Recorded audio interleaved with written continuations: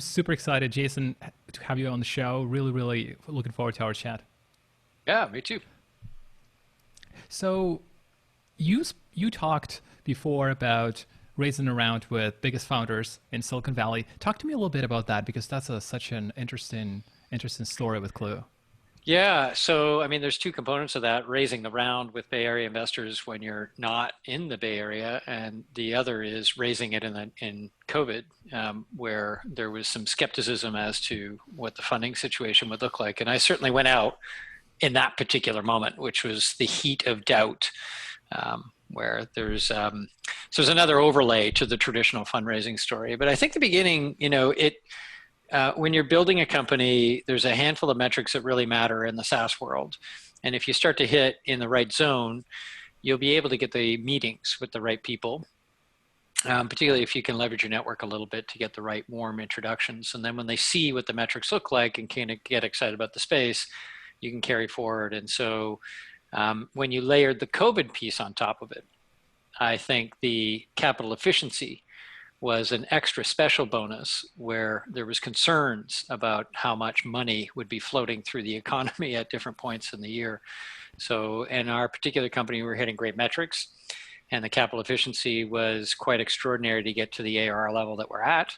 And that made for getting some meetings relatively easy, relatively. I mean, I still talk to 28 different companies. We ended up with 3 term sheets in 4 weeks. There was a super compressed cycle. That was the other interesting thing with COVID. It was very, very compressed because suddenly the VCs had their schedules opened up, right? There was time, and so they could talk.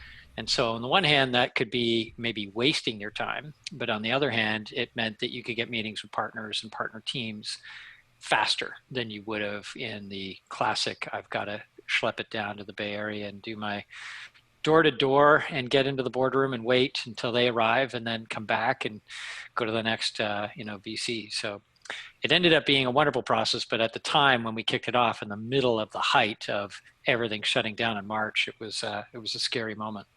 Did you find that the expectations from VC have changed? They have more time, but then at the same time, they're like, well, I really want to make sure that I'm putting my limited resources into the right company, into the right founder with this lockdown. So my take was no. I think they're still looking for great founders, great companies. So is the tech great? Is the traction excellent? And is the team fantastic? So they're still looking for all 3 of those things. I don't think that's changed at all. I think the nuance was, can I fund a company where I've never met the founder face to face? That was probably the fundamental question for a lot of them. So even though there are vectors of viewing the value of a potential business remain the same, the team equation was the big one.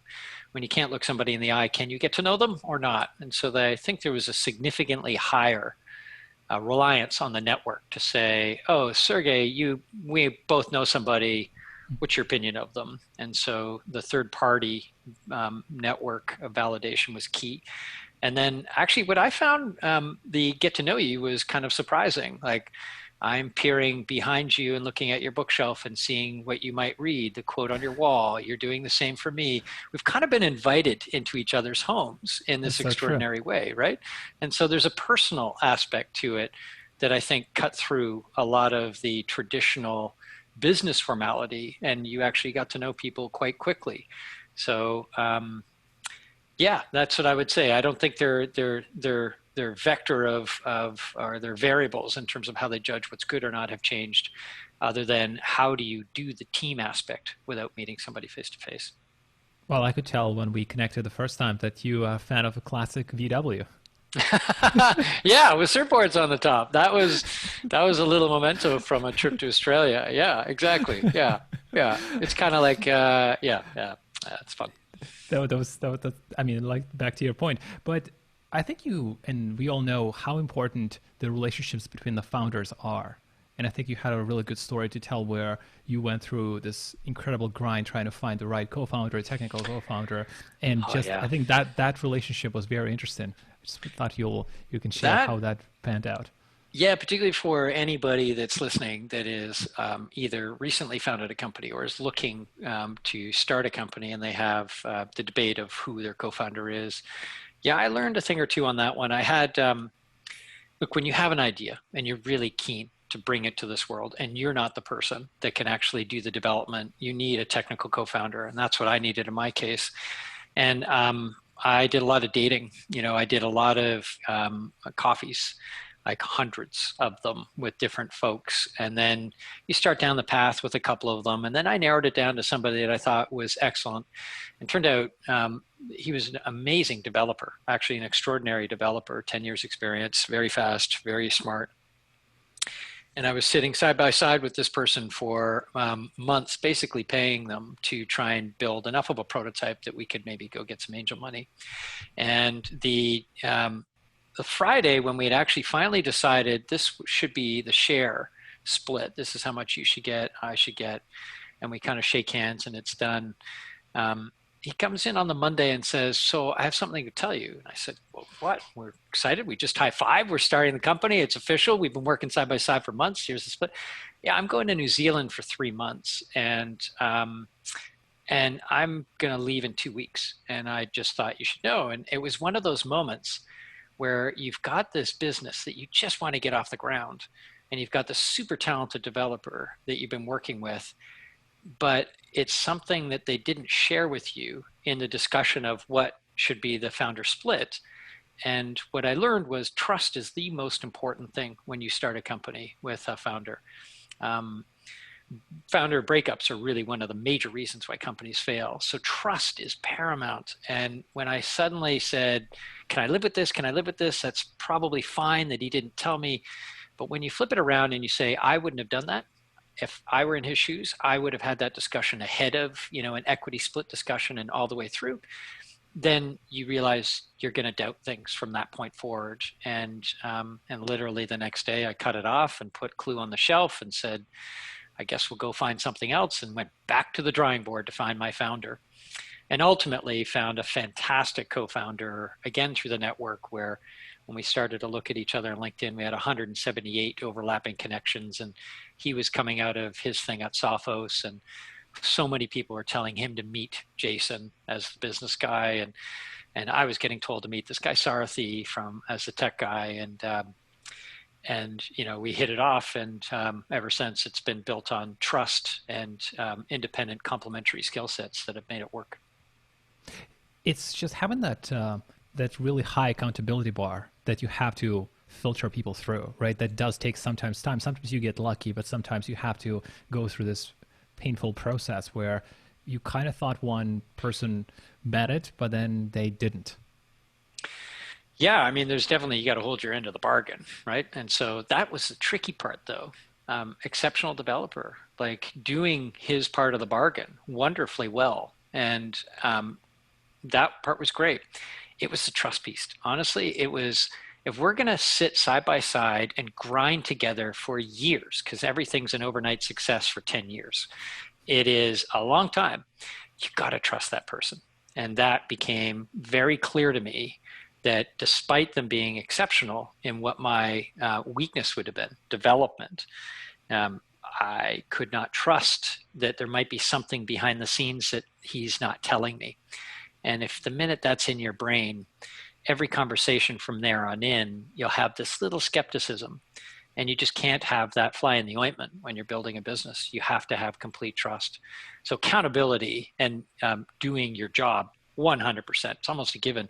I just think the trust thing is slightly overlooked because you just want to get going. You're a dev. I'm a business guy. Awesome. Let's roll. No, let's make sure we trust each other completely and have that reliance so that we can build a foundation for a big company. Do you think there are other areas, Jason, where they're a must in terms of not having a misalignment in vision from the two co-founders? Besides, you have the trust, you have the accountability. What are some of the areas that you would put in that category? Well, so just picking up on what are the other maybe even reasons why things I've seen blow up, and it's a lot of ego is a major reason, and so often people aren't super explicit about what they want to do in the future. So if we're both maybe technical people or we're both business people, maybe we both want to run it, but we're not, either of us are saying it because it feels Mm. too egotistical to say, I'm going to be the CEO and you're going to be this. And it's just this, so you kind of ignore it. You don't talk about it. And usually that will bubble up in very subtle ways. So if you become the natural face for the company, then I might hold some resentment, Sergey, to you because you're the Right. natural face. And so, but that's going to just be coming out with me digging my heels into things that I shouldn't. And it slowly decays the relationship. So you need to be very clear about your role and like what's going to happen. So you're CTO, I'm CEO, or however the split's going to be. And frankly, if I'm going to be a VP of sales or something and somebody else should be CEO, you've got to kind of have those discussions early. Particularly if you're trying to build something big. I think if it's a lifestyle business, you might be able to get away with that a little longer. But if you're trying to build a venture-backed business, you need clarity on who owns what, both now and as it moves forward in the future. I know I've read, I don't remember which book that was, but it talked about CEOs and it compared CEOs to athletes, where they're so specific, so particular about how they consume their energy, where they don't waste their effort because there's so many things to do. And I know you're a fan of Navy SEAL analogy of being a founder. I thought this was an interesting point for us to talk about. I, you know, uh, I think there's a lot of people that want to be entrepreneurs because it looks sexy on the outside. And even as an entrepreneur, as a five-time entrepreneur, I sit there reading TechCrunch thinking I'm failing as an entrepreneur. Everybody else is crushing it. And so it's really easy to fall in love with the idea of what being an entrepreneur is. But the cold hard reality is, there's people that go through Navy SEAL training and become Navy SEALs, and there's people that just realize one day in that they're not going to be that, and they should be behind the scenes. And so, I think it's not just true of the founders and the entrepreneurs; it's true of the early stage team. You want people that want to be the Navy SEALs that have gone through the pain, that actually can say and look you in the eye of, yeah, I'll go in and do that, and you just feel the grit beneath the surface that they're going to do it versus people that say they're going to do it but are more posing about it and saying like that's something, yeah, I'll get in there, but they don't have the grit and the wherewithal to go through it because it's grindy. There's no question it's grindy, and you kind of have to like the grind. And something about SEALs, they like the grind, but they like the accomplishment afterwards as well. So everybody loves the accomplishment. It's the grind part that you have to take this perverse pleasure in of it's making me a little stronger. Where's the depth of my testing, fortitude wise, that I'm going to break. And so I love the Navy SEAL analogy versus the people that are sitting in the office barking out the orders to the SEALs.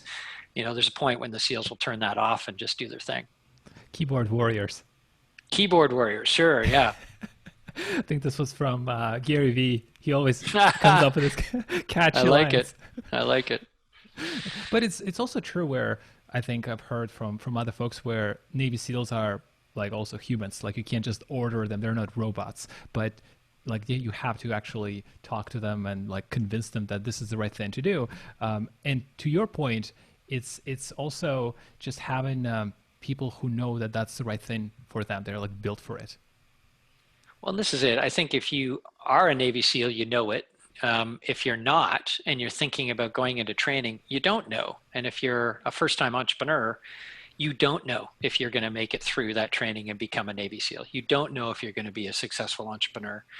But I think there's little signals that you can look for, and the ability to bounce back on rejection repeatedly is a key one. The grit is a major area, the drive to get it done and remove obstacles. So you look for those patterns in your life. Athletes, see a lot of that. They get up and they'll practice every day, and they'll put 100 hours of practice in for 1 hour of game time. And so that's kind of like the performance of an entrepreneur. You've got to put a lot of practice in for all the stuff behind the scenes for the 1 hour of glory that might live in TechCrunch, right? So there's there's so much work behind the scenes. So I don't think, look, if people that are experienced and you talk to a Navy SEAL, you're like, man, that person's got some stuff. She's incredible. And then you've got these others that are just starting and you just don't know. So you have to see where that test is going to be. And some people can climb the mountain, some people can't, but you got to go into it going, this is going to hurt, and I'm okay with that. It's not just going to be the glory of entrepreneurialism. It's going to be day by day grindy, and people are going to ask me what I'm doing, and I'm not going to have the money that I used to in some other job, and I'm going to see this through, and I'm going to build it step by step. And in the moment, you never feel like you're making the progress.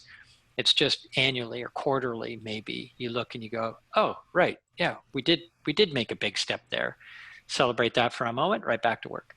It's so interesting how you don't feel any change when in the moment you're doing it. It feels like you're completely like static, and then you only can measure it looking backwards. It's so true. And you have to take pleasure in the moment that way, right? You have to, it's again, back to the training of the SEAL. Like if they're thinking about, I can't wait till I'm done and drinking a coffee, they're never going to get through climbing that wall and getting shot at. So you have to, yeah, you have to be in the moment, right there in the moment, Absolutely. always.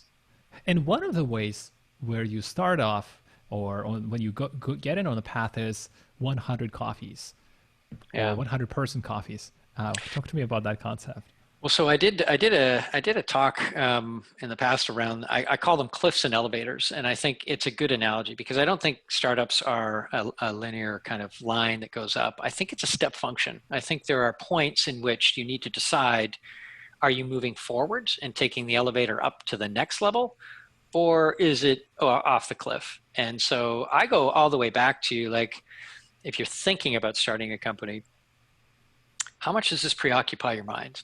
And like, there's a lot of people that say like, this is just the only thing you think about. I don't think it's the only thing you're thinking about. I think it's something that you just keep gnawing on the problem and finding different ways to kind of learn more depth. You find yourself Googling and searching up what companies are doing it. And then you find some company somewhere that's doing it like, oh, it's done. And then you kind of dig a little deeper and they might not have it done at the angle that you're thinking about. And you're like, okay, maybe. And like each step of the way, you're testing your resilience of whether or not this is something that you feel strongly enough about to dedicate. And mentally, I'd say 10 years, like dedicate 10 years. It might not be that long, but it easily could be. And so you mentally have to say, I want to dedicate a bunch of time to getting this thing. So to do that, you go through this process of investigation. And each time you're going to be knocked down or strengthened in your own personal resolve. That's kind of the first step, is getting through your own mind on that. The next step to me is the 100 coffee meetings with smart people. And it's just like, then you need to go and sit down with as many smart people as possible that might have some knowledge about the space or have built things before. And you need to pull out of them why your baby's ugly. And that's really hard because nobody wants to say your baby's ugly. Like, do you like my shirt? Yeah, I love your shirt. It's a great shirt. Yeah, you like my haircut? Uh-huh. Yeah, it's a great haircut. Nobody wants to tell you you've got a bad haircut, right? But like, you need to say, what's wrong with my haircut? Like, is there anything wrong? What? And you're looking for the challenge, the gaps, the things that you need to go investigate, which again will test your resilience when you leave that meeting. If you just get the mom answer of you're great, I back you no matter what, it just, you get this false sense of security that, you know, it's gonna be good. And you need the honest truth before you go spend a pile of money in 10 years of your life. So this is your like 100 coffee meeting shortcut to go, am I going to spend 10 years?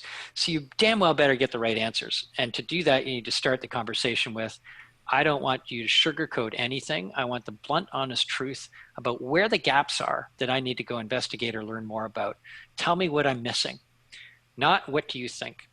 And if you start with that, then you'll pull out the good stuff and then you'll walk away and those 100 coffee meetings, you'll again either be more resilient and you'll go to the next level of I'm going up to try and find my co-founder, or the next level down. And through that 100 coffee meetings, you can be finding your co-founder as well. There might be discussions that lead you to the right person. But that's kind of the next resilient stage. Then there's the co-founder find. And then there's, can you go convince investors? And it might not be VCs, it might be just friends and family.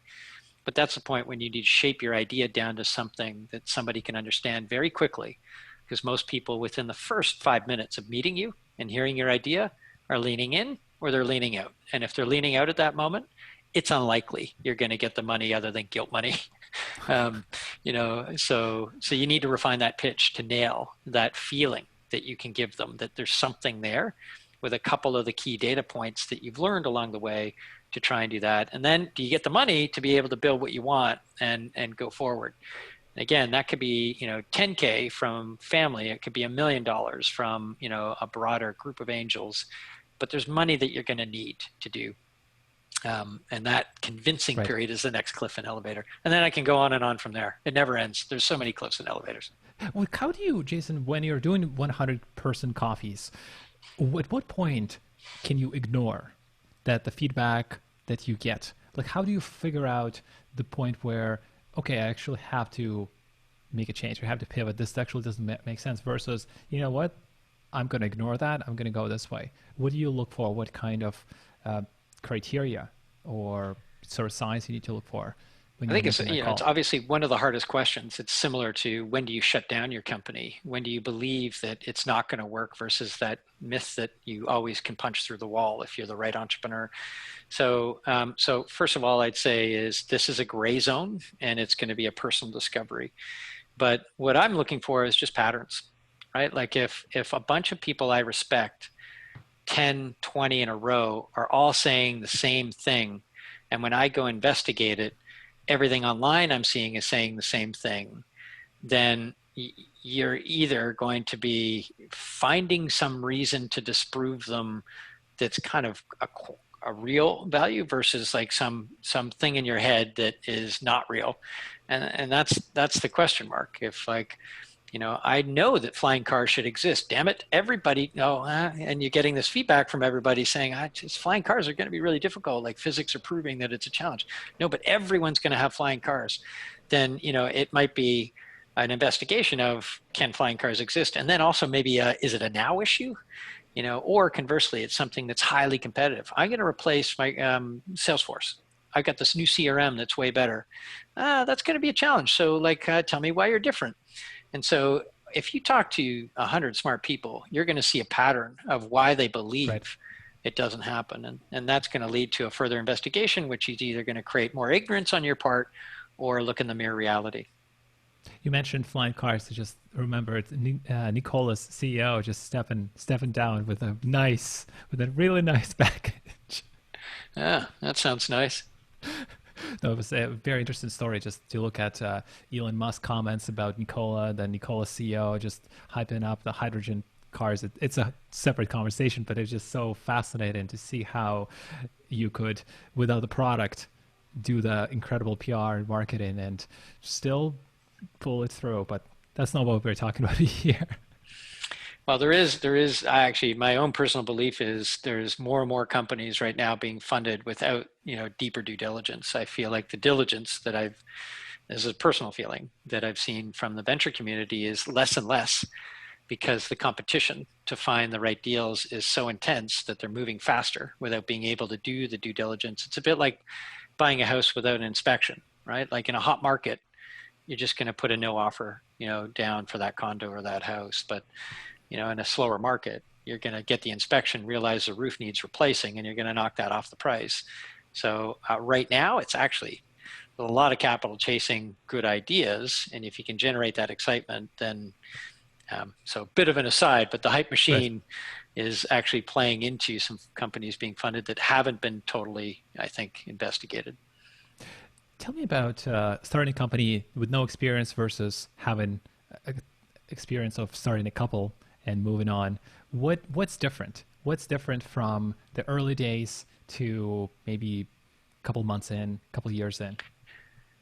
Yeah, I think there's a good question because I'm kind of now in the old guard and doing 5 of these, and I can distinctly remember my first one. Um, the biggest difference is you've got this scale of experience on one side, naivete on the other, and sometimes it's really helpful to be a bit naive about something because you don't see all of the monsters and the bear traps that are going to catch you along the way. When you have too much of experience in a particular area, you know all the pain and you're looking at it going, I just don't know if that's going to work or if it's worth the pain, right? Like if you've done podcasts for a lot, you realize there's a lot going on and maybe you wouldn't do it again. No, I'm not saying for you, but it is a lot No, of that's work, right? true. It is true. Right. Yes, exactly. But when you haven't done it, you're like, podcast, let's go, right? And you get into it.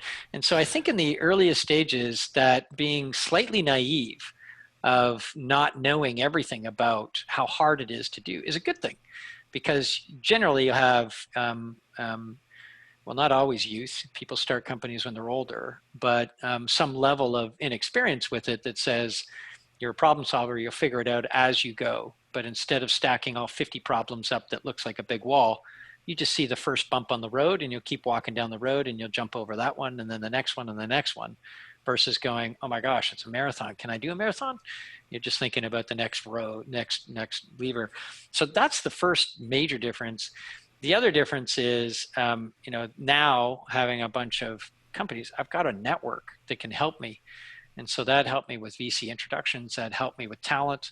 A number of people that were willing to come on board very early, that were super experienced, that could have jobs that were like 5 times more than I could pay them. But they believed in maybe what we were doing and me to some level, and the group, that we could create something bigger. So they're willing to take a shot because they've been there, seen that. That's harder to do in the early days. Although the flip side is, you're coming out of uni, you're living on ramen, and what do you got to lose, right? That was how my view was on my first company. Yeah. It's like, let me go for it. Who cares if I lose? I'll go find a real job. And so again, just differences. But I think once you have a network, it's really helpful to get the right introductions, to get those 100 coffee meetings, to get the VCs, to get the talent in early that you're not paying full dollar amount for, but figuring out the equity split that can bring very clear, distinct value to different pillars of how you're building your business. That's a huge, huge lift, compared to everything else. And then you got your reputation, right? Like, you're unproven before. Can I trust you? But you've done something before. It's a night and day difference. And I've always said to early entrepreneurs, forget the VC game unless you've done it before and you've got a reputation, traction, or the team is, I've been there, done that. So they go, they might figure it out. Or you got traction. If you're a first-time entrepreneur without traction, forget the VCs. You got to go to them with a big graph that says, this is what it's doing. And I'm figuring this out as I go, but here's the traction. Right. So, and everybody's saying, well, I'm brand new and I don't have any traction, but it's a killer idea. And VCs have a lot of trouble backing that with neither traction or team there. It honestly reminds me, and you touched on it, the marathon analogy. It's like you do it the first time. It's like, how hard can it be? And then you do it the second time. You're like, oh my God, you have a checklist of 50 things. Like, oh my God, my leg's going to give up. I won't be able to. I need this much water. I need this much nutrition. And then from the VC perspective, it's like, oh, what this guy's going to do at mile 20? Like, is he going to speed up or is he going to run backwards? It's very similar, isn't it? That's true. And so you have experienced marathoners that know exactly what their food regime is going to be, their training schedule, but they also kind of know where they're generally going to land in, the pecking order. Are they a top 10 racer or are they middle of the pack racer? If you've never done it before, kind of the exhilaration is, could I be top 10? Like coming out of the gate? Nah, usually you're not, but you have this belief that maybe you could be. And that can serve you well to get over all of the hurdles without having them big in front of you. If you've done 10 marathons, you're like, okay, I'm going to do the next one. And so I know my training schedule. I'm going to have to back it up here. I'm going to have to run through the rain here. So again, there's this mix of experience and naivete. I think this is a good balance.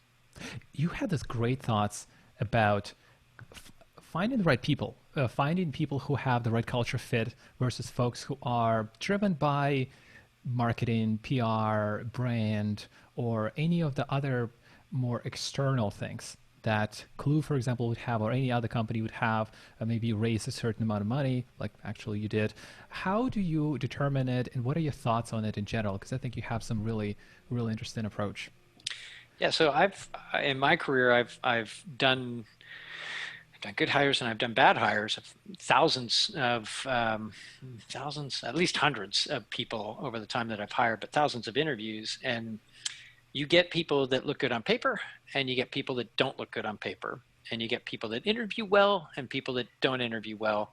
And ultimately what I find is at the earliest stages of a business, you need to understand the character. So this is back to trust of the co-founder, but it's the character of the person. Do they have that grit? Do they have that wherewithal to figure out how to get stuff done without somebody telling them?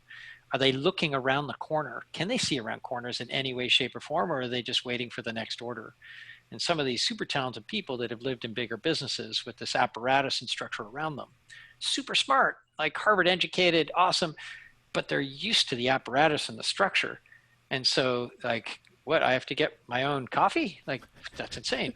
So there's this moment of like versus the Bear Grylls type that is just going to figure out how to, I don't know, grab a salmon out of the stream with his bare hands and cook it, you kind of need a little more of the Bear Grylls in the early days. And so often those people aren't on the LinkedIn, perfect resume.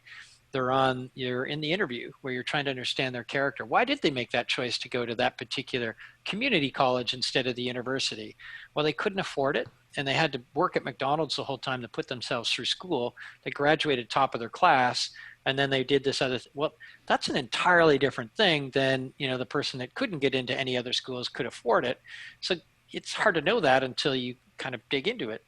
So I think you've got to look at the character of the person, and particularly the grit of how they're going to get through some of these things and see around corners to look past the resume and find those early hires.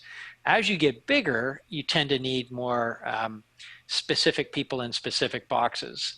But certainly sub 50, I'd take the generalist Bear Grylls, figure it out more than I would, done well within a corporate structure in a big company like a Google that might not have, the experience in the early stage.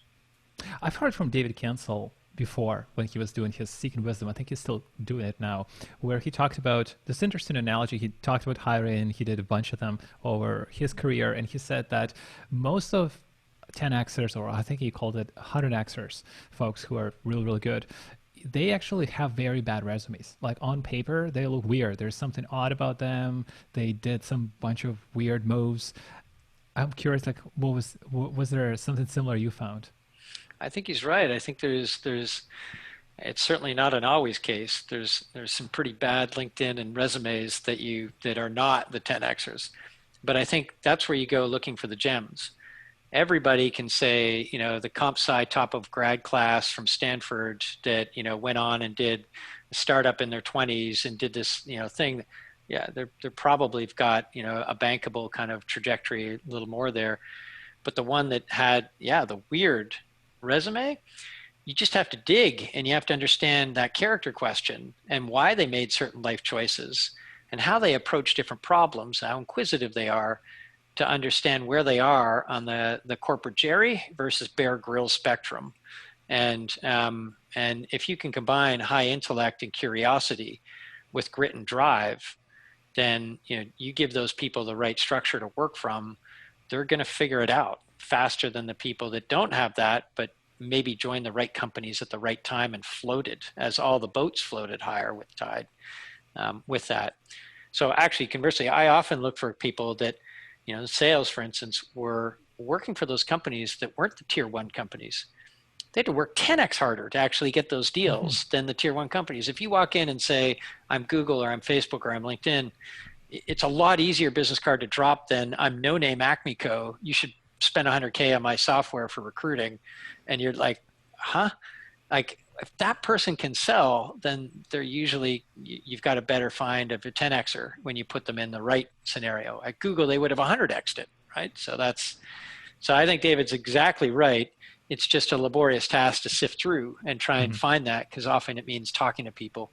Although I have seen some people do brilliant hacks on trying to get jobs. And we actually hired somebody recently that did an amazing job that we'd passed over twice.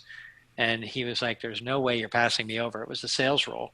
And he came back and he got our ICP clients that we were chasing that we couldn't get to take a demo from us to send videos to us saying why we should hire this guy. Like, so if he could do that and our team couldn't get them to actually have a meeting with us to look at our software, I mean, that was impressive. We got like 5 videos from different people that were saying, this is why you should hire them. And if you're not going to, I'm going to, basically. And like that was an out of the box thought, right? So impressive. That's amazing. That's a 10Xer. Yeah. What were some of other ones that stood out to you? What were some other moves? So that analogy of the people that when you hear about, even starting back at the university level or the college level that they go to, and we all have a bit of a judgment call of what school you went to, and you proxy people very quickly as a result of that. But when you dig into why some of those choices were made, and that they did get into other schools but couldn't afford it and gave it up, and then where they graduated in their class and the other things they did, and I'm using the school as an analogy, like then I've seen a number of those scenarios where it's like, so tell me what, like you grew up in a small farm and then what, right? And give me that life journey.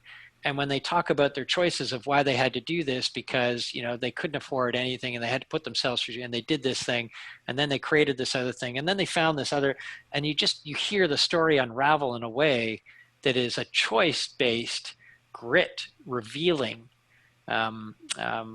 person. That's what you want to do. You want to hire that person that obviously has some experience or skill set in what you're looking for, but that character beneath it is what I would over-index on. So, the university one, I've had that example, I don't know how many times, that I made the judgment call, the college they went to instead of them going to Stanford or Harvard or something. And then you kind of go, wow, that's amazing. Like you've had it hard and you've figured it out, and you're off the charts on your GPA and you're on the Mensa scale, but you didn't go to a top school. That's weird. So understanding that, I think, is another example. Mm. Jason, tell the listeners about Klue because we haven't plugged in the company anywhere. The quick plug. Yes. Yeah. So the quick overview on Klue is it's competitive intelligence for today companies helping their enterprise sales team. So largely what we try and do is understand everything about your competitors that we can find on the web. We combine it with what your employees actually know and are sharing inside of tools like Slack and Salesforce internally. And then we machine curate that down into kind of a manageable set and put that in front of product marketers. And they convert that kind of machine curated intel into real insights and put them in these digestible little embeddable cards that we float through all sorts of other tools back into Salesforce, Slack, and these other areas so that salespeople have what they need to know about a competitor in the middle of a deal. So, Sergey, tell me again how you compare to. They've got that answer. Right. And then they know how to deposition and move forward in a B2B deal. Instead of a static battle card that's been done in 2015.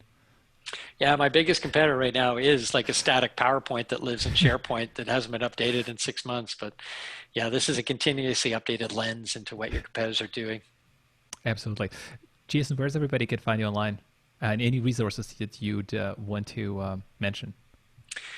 So I'm open with my email. It's jason@klue.com. If there's, I try to be generous with folks that are starting companies and try and do something at least weekly with different folks. My time is getting increasingly. We just announced a $15 million Series A, and my phone number, my mobile phone number, is the only one that's listed for the company. So I've had like hundreds of phone calls over the past 2 weeks now, having announced that. So my time's getting a little more limited, but I do try and do that to make sure that, because I was that same entrepreneur that was trying to figure it out, and just I got great advice from folks, so I definitely want to pay that forward. So jason@klue.com is the best one. If you're looking to elevate your compete program, our blog has so much stuff on it for figuring out how to elevate your competitive program. And then we're also starting to layer in some other things, like we're putting our pitch deck, the pitch deck that I used to get our $15 million round. Business Insider did a piece on it. We're going to put that on the blog of this is what it took to put the pitch deck together. The slides that really resonated. So that'll be up on klue.com/blog. And then I'm also going to put how to amplify any funding or key announcement that you have. We figured out a couple of good LinkedIn hacks and others that we'll put that up there. So there'll be some entrepreneurial resources at klue.com/blog soon too. And we'll link it all in the show notes. Actually, brilliant marketing tactics to put the pitch deck on the website. That's a great approach. It is. A lot of people like that. I mean, our target market tend to be mid-market and enterprise customers that aren't putting pitch decks together, but right. It's a great resource for smaller companies for sure. Absolutely. Jason, anything we have missed or any final messages you'd love to leave the audience with? The only thing that I just wanted to touch on is just the importance of culture, right? So, and we've hinted on it on that trust equation with your co-founder, and then finding the right people that are on the Bear Grylls scale on grit, and the 10xers that are beneath the resumes and actually what they have as character.